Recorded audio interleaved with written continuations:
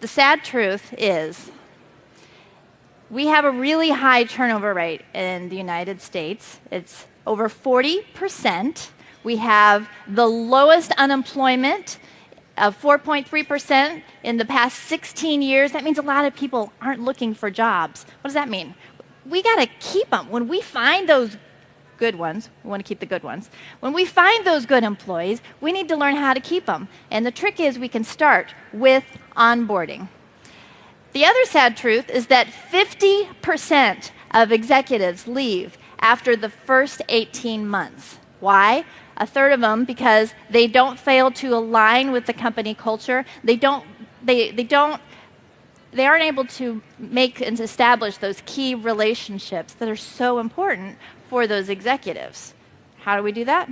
The answer is onboarding.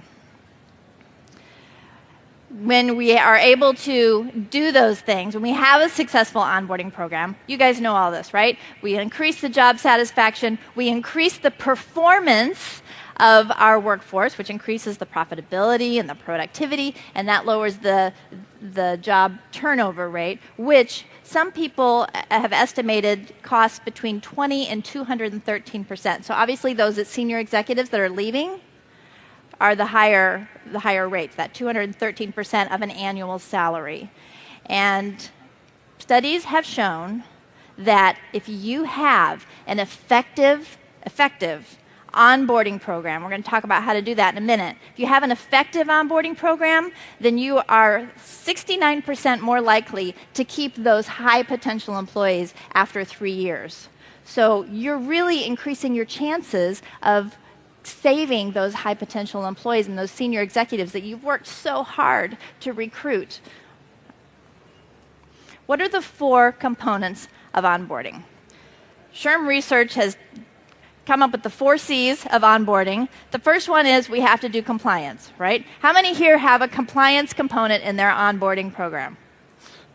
Yeah, we do it because we have to, right? It's called compliance.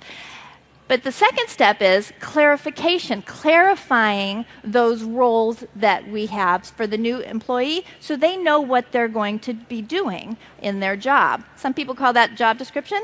I say we could probably go a little bit further with that if we're going to create a dynamic onboarding experience. And then a dynamic onboarding experience will also share the culture, both the formal and the casual culture, with the new employee. And lastly, create that connection, okay? Create the connection so that people feel like they have a friend at work. One of those questions that we always see on the employee satisfaction surveys. How do we do that? I say there are 3 ways. We have the pre-boarding phase, we have the orientation phase, and we have the onboarding phase. So let's talk a little bit about each one of those 3 things. Preboarding, I think of, kind of like a pregnancy. It's before the actual person, new employee, comes on board, before they actually start with the company. It could be after the offer, it might even start before then. But we all have these things, right? The basic way to pre-board somebody would be to send them an email, hey, this is your first day. We look forward to seeing you. This is where you report in. Here's your key pass. Here's where you park. Those kind of basic things, right? We might send them a little bit of paperwork. We might send them some benefits information in the mail to kind of get them thinking about it. Basic. But if we want to create a dynamic onboarding experience, because those are all compliance, pretty much, right? So what else do we need to add? We need to add the clarification piece if we can. We want to add the culture and the connection. How can we do that? Send them a welcome packet. Southwest Airlines has a new employee buddy, write a handwritten note in a package with a new shirt and sends it to the new employee before they even come on board. Because think about it. When you have a new employee, when you start that new job, you're like, yes, I'm getting rid of my old job and get to go to a new job. There's excitement there, so we got to tap into that excitement as we're creating our onboarding program. Use it. Use the force for good. They have that excitement. It's in everybody. Let's use it for our advantage. We can invite those new employees to go ahead and sign up with the company intranet. I have 2 children, And when they were in kindergarten, I was the homeroom mom. I was one of those people. And they had, the teachers had a get-to-know-you survey. And the purpose was for all of those crazy little things, the teacher's birthday, the teacher appreciation day, the holiday break, the end of school year, all those things that we had to buy gifts for our kindergarten teachers, we parents would know what to provide them. So it was things like, what's your favorite candy bar? What's your favorite soda? What are your favorite books to read or magazines or favorite restaurant? A get-to-know-you survey. What if you provided something like that for your new employees? How do you like to be rewarded? What kind of team activities have you done in the past that you've really enjoyed? You're able to use that information to help enhance your own environment. You have the knowledge right there. They have experience that you'd love to tap into and to get to know them better. And what happens to the new employee? When you ask them how they feel, they're feeling valued because they feel already, before they've even started on day one, like they have a place in your company. What a great feeling is that? The phase 2 is orientation. This is, just the first day or two. This is when you have to come in and sign the I-9 forms and give them the benefit forms, sign the acknowledgement forms for the sexual harassment and the employee handbook, right? We all have them sign the acknowledgement forms. I've talked to some companies that don't. I'm like, why not? We maybe encourage a little culture because we have a company video that we present to them. So they can kind of get to see, right? But of course, we have to make sure that that is a true statement of your company culture as well. So those are some of the basic things that we can do for our new employees. But if we're creating a dynamic onboarding experience, we might have some customized desk accessories instead of just the legal pad with 3 pens and two pencils and 2 different sizes of Post-it notes, right? There are some more things that we can do to enhance that experience. We're trying to make that new hire feel important and feel valued and feel special. I started a new job one time, and on my first day into my new office, there was a little plant there. Luckily, my boss didn't know I had a black thumb, so she gave me a little plant with a handwritten note. Hey, Jen, we're so glad you're here. Welcome to our company. How did I feel about that? Pretty stinking cool, and really trying not to kill the plant for a long time. It died off in little spurts, but I think there was still a little twig there left that was green by the time I left the company. We often have lunch with the team, right? Lunch with the boss, lunch with the team, maybe lunch with a small group of people. Maybe it's a group of people from different teams that you're going to be working closely with. And maybe it's not all on day one. Maybe you spread that out over the first week. Providing clarification could look like in a welcome letter.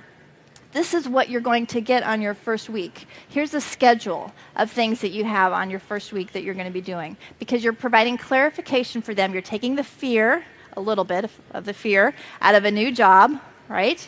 And you're providing them with a little bit of information. Okay, very quickly, I'm going to ask for some audience participation here, all right? What other things have you done in your organization or heard about that have been dynamic onboarding experience, orientation day experiences for those first day or two? Yes, ma'am. You did I'm sorry? A video of the company? Okay, so it was something that you already had created that you were able to show them? Okay, and that's to enhance that connection and that culture piece. What else? Yes, sir. We have a culture committee that will have breakfast with them and tell them about the culture of the company, how it's been built. A culture committee Feedback on what they've done. that has breakfast with the new hires and gets the feedback from the new hires. They ask what they expect out of the culture. What the new hires expect out of the culture. Oh, wow. So, and we're not just telling you what to expect. We're asking you what we expect. That's a good one. All right. One book of applying critical evaluation for you, sir. Thank you. All right. All right. Going forward for onboarding. Phase 3, onboarding. Now, sometimes we think about onboarding lasting how long? Maybe a month, maybe 2 weeks, maybe 2 months at tops, maybe 90 days if we're lucky. Some companies like L'Oreal have onboarding for 2 whole years. And there's a consistent schedule, more, obviously a little more regimented up front, but still on a quarterly basis going throughout, having that elongated, those touch points to be able to provide to the new employees. So that could be something that you consider really stretching out. Laszlo Bock just talked about how they'd had to ramp up. They went from 9 months down to 6 months just by sending out emails, right? So you're trying to get those people to full productivity. That's the purpose of onboarding. Some of the basic things we might do is to provide, throw a 3-ring binder of standard operating procedures on their desk. Bam, right? That might be something that we do. Here, read this in your spare time. I'll get back to you next week and we'll talk about it. Sometimes we do that. You could have a little bit of one-on-one training with the boss. Hey, this is what your job is. 15 minutes later, okay, you got it? Good. I'm going to go back and do my work.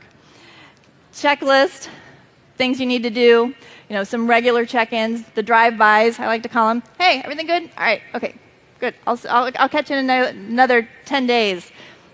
Ask me if you have any questions. And then hopefully we're all doing 90-day reviews. That's, again, adding that clarification piece in there as well. But how many employers do you think have all 4 of those pieces? They do the compliance, they do the clarification, they do the culture, and they do the connection. What percentage do you think do that really well on a consistent basis? How many? 10%? 25%? 25%? The number's 20. 20%, yeah, so right there in the middle. 20% of employers do this really well. 30% of the employers just do compliance only. Yeah, anybody walked into a situation like that before, just doing the compliance piece? But you can see how when we add a little bit more value to our onboarding, we're adding more value to our employees, and we're getting that good feeling right up front. Here's how we can create a more dynamic onboarding experience. Instead of just the one-time first day lunch, hey, why not make it a monthly event? If you have a larger organization, maybe you create some sort of a team, some sort of a cohort that goes through the employee life together. And these are the Q1 2017 employees, woohoo! And they can get together because studies show that if you have a friend at work, you're more likely to stay there. Right? You don't want to go to work and be around a bunch of people you don't like to be around. That's not fun. So create that connection. Have a mentor, have a buddy system. Hey, you're new. I'm your first day buddy, or whatever you want to call it. You can probably think of something a little more original than that, right? But have somebody to walk them around and tell them the ins and the outs about what really goes on and the true culture of the organization. Some companies have a pay to quit. Some companies will ask the opinions, like you were just suggesting. That's a really great way to ask the opinions because they're feeling valued. And one thing that I've instituted is a new hire survey. So at the very beginning, you do a new hire survey. I see some heads nodding. But then, on the first day or the first week, you're still pumped up. What happens on day 90? What happens on day 180? Are they still as pumped up? Because now they have a broader picture of what you're doing in your organization, and you can ask them these questions. Repeat the same survey, or maybe tweak it a little bit depending on what questions you're asking. You can do it for free off of SurveyMonkey if you want, or you can do a little more robust version too. But it's a really great way to get that feedback and continually improve and enhance your products and your programs. Okay, real quick. Who has some other ideas, some dynamic ideas about how to enhance your onboarding program? Ma'am. A culture coach that's like a buddy.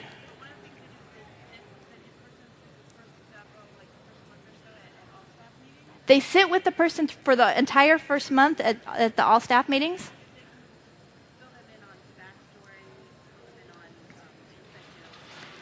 fill them in on the backstories, because one of the things about companies is that they have the history, right? And the new people are kind of feeling left out with the little inside jokes or what have you. What a great opportunity to do that. One book of developing business acumen. Paul, would you mind giving this to this lady? Thank you. Great, thank you so much. Okay, I don't have any more books left with me up here, but does anybody have one more idea? Yes, ma'am. Sorry, not an idea, but what is pay to quit? Pay to quit. So some companies are doing this, like Zappos, I believe, is one of them, that is actually pays. They go through the training, and then they will pay you after, like 2 months or so, to quit if you don't like the organization. And so what you're doing is you're bringing in people who want to work there, and if Sally, new employee Sally says, this isn't a fit for me, it's okay. She's not losing as much. We don't want you here unless you are a strong fit for the culture and you want to be here. So we'll go ahead and give you that $2,000 or whatever the amount is to leave the organization and go find a better fit for you. So it's a win-win. So some companies that can work for, some companies maybe not so much.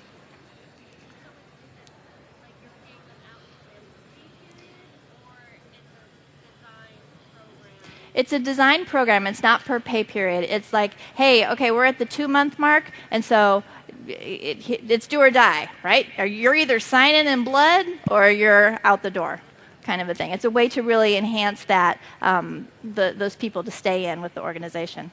All right, I have one final golden tip, golden star idea for you, and that is onboarding coaching. And what onboarding coaching is you have, for your new hires, particularly those executives that you spend a lot of money on bringing in the door, you provide this coach for these new individuals to come in and help them with those business strategies, help them align with the culture, help them build those key relationships so in 18 months they're not out the door. They're here, they're being productive, you're providing them with a safe place to share their grievances and say, hey, I have this problem with my team member, but I don't want to tell my boss about it, but I really need somebody to talk about it. An onboarding coach can be that person. And that can be a really effective outlet for those new executives. So my time is up right now. I thank you very much for learning about how to create a new reality in our onboarding programs and lower our turnover. Please connect with me on LinkedIn.